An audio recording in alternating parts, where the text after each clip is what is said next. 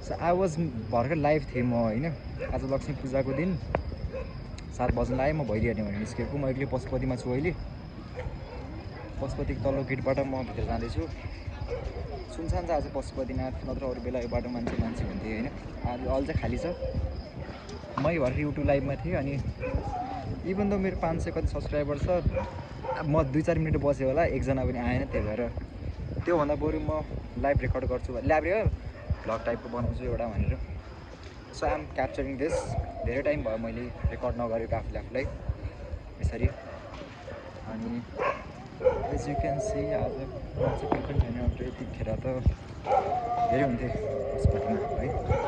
अब भित्र त हामी गएको छैनौँ, तर यो बाटोमा चाहिँ खासै मान्छे कोही पनि छैनन्। तपाईँले खुल्ला पैसा लिएर खाने कि खुल्ला पैसा छैन मसँग दिनुहुन्थ्यो। अनि एउटा कुरा देखाउँछ है म पशुपतिमा। अरे नो कसको आर्टिस्टले बनाएको यो होइन, कसको आइडिया हो मलाई थाहा छैन होइन। But this has to be one of the funniest कुरा मैले अहिलेसम्म देखेको यार। अरे नो कसको आइडिया हो यार यो। What is this? यहाँ दुर्गेश थापा किन छ भनेको कि वाइ इज दुर्गेश थापा यार? दुर्गेश थापाको मुख होइन हो। मैले त बुझिनँ यार। अनि एउटा अर्को कुरा पनि छ क्या, यो भन्दा अझ इन्ट्रेस्टिङ कहाँ छ भन्दाखेरि पुरा अगाडि जाउँ है।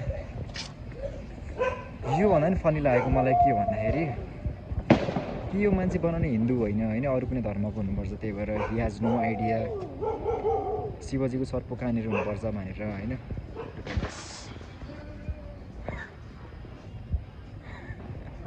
शिवजीको सर्प घाँटीमा हुन्छ कि यहाँ हुन्छ भनेको कि कसले बनाएको यार यो?